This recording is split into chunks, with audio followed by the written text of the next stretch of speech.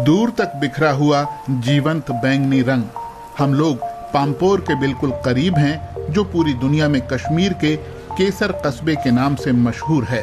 करीब 30,000 परिवारों की रोजी रोटी इसी से चलती है। पीढ़ियों से चली आ रही परंपरा है ये।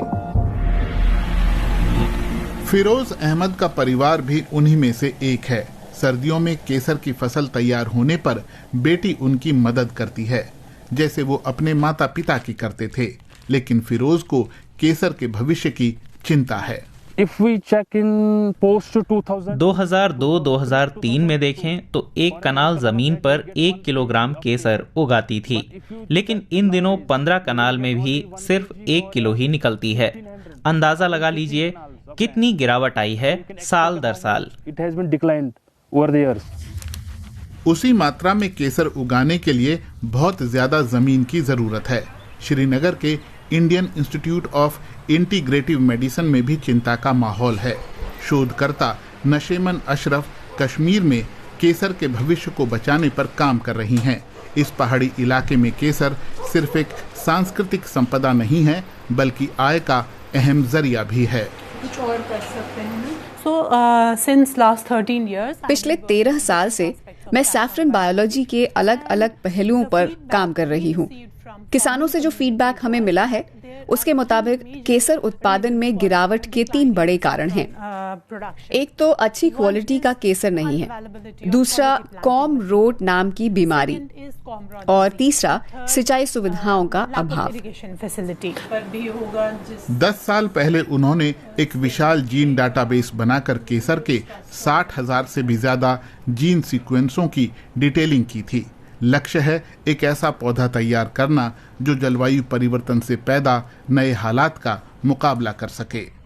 ईरान के बाद भारत दुनिया का दूसरा सबसे बड़ा केसर उत्पादक देश है। फूल के स्टेमन यानी पुंग केसर को निकालने के लिए खास कौशल चाहिए। यही है बेशकीमती केसर। 1 किलो शुद्ध केसर के लिए 2 से 3 लाख फूल चाहिए, इसीलिए केसर इतना महंगा है। नशेमन अशरफ उत्तरी कश्मीर के यारिखा तंगमर्ग इलाके के दौरे पर हैं। यहाँ दिख रही केसर की गांठें उनकी टीम ने लैब में तैयार की हैं, ताकि जलवायु परिवर्तन को ये सह सकें। पौधे अब लंबा सूखा और अचानक होने वाली भारी बारिश की मार झेल पाएंगे। कॉर्म रोट बीमारी से भी उनका बचाव हो पाएगा। लंबे समय से यहाँ कोई केसर नहीं उगी, लेकिन जलवायु निरोधी नई गांठें खूब फल फूल रही हैं। हाल की भारी बारिश से पौधों पर कोई असर नहीं पड़ा है और न ही उनमें कोई बीमारी लगी है। कितना अच्छा लग रहा है ना।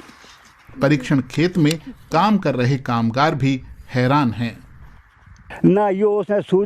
हमें बिल्कुल अंदाजा नहीं था कि ये फसल इस इलाके में इतनी कामयाब रहेगी।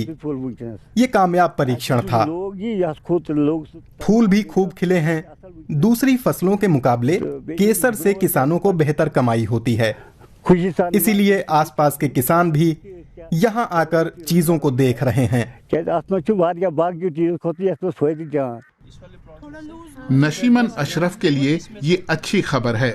अगले साल टेस्ट फील्ड्स की संख्या और ज्यादा होगी।